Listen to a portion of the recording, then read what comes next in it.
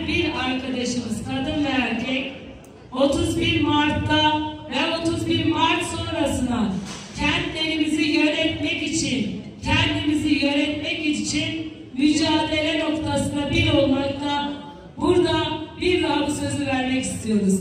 Biz birlikte başaracağız, birlikte kazanacağız, birlikte yöneteceğiz ve biz Kürtler, bize sömürgeyi dayandıran zihniyet noktasında birlikteliğimizi bir daha göstermiş olacağız. Aynı zamanda bir duyurum, arkadaşlar salondan ayrılmasın, açıklamamızı yaptıktan sonra bir halayla programı bitireceğiz. Yani ön seçimimizi bitireceğiz.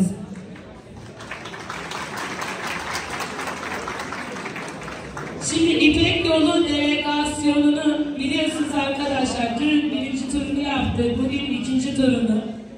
İkinci turunda Büyükşehir Belediye Eş Başkanlığı için kadın arkadaşların oylaması yeterliydi. Onun için bugün sadece en yüksek oy oranına alan 2 erkek arkadaş için oylamalar yapıldı.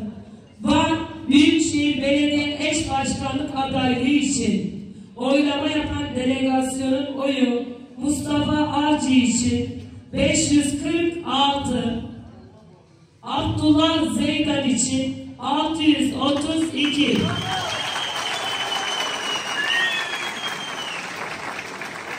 Arkadaşlar biliyorsunuz biz bugün İpek Yolu'da ikinci turu yaptık. Merkez ilçelerinde ikinci turu yaptık ama dış ilçelerimizde yoğun kar yağışı nedeniyle bugün birinci turu yaptık ve halen ikinci turları devam edecek. Bu anlamıyla Van Büyükşehir Belediye Eş Başkanları'nın oy oranı, ne kadar aldıkları ve hangi arkadaşın seçileceği henüz belli değil. Bu önümüzdeki günlerde komisyon tarafından bütün deklarasyonlarımıza deklare edilecektir.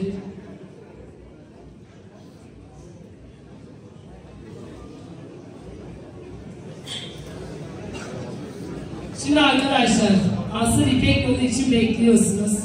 Onları da açıklayalım artık. Sonrasında bir halayla birlikte buradan ayrılacağız. İpek Yolu Belediye Eş Başkanlığı için delegasyonumuzun ikinci turda kullandığı oy oranını açıklıyoruz. Rojbin Bol için 416 oy, Canan Uzunay için 721 oy,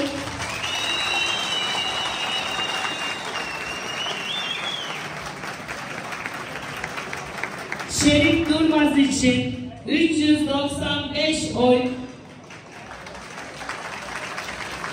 Cevdet Altındağ için 717 tane oy. Arkadaşlar ayrılmadan önce burada daha net resmi bir açıklama değil, delegasyondan çıkan çoğunluk alan oy oranı budur. Resmi açıklamasını daha sonra komisyonumuz yapacaktır. İpek Yolu ve delegasyonun emeği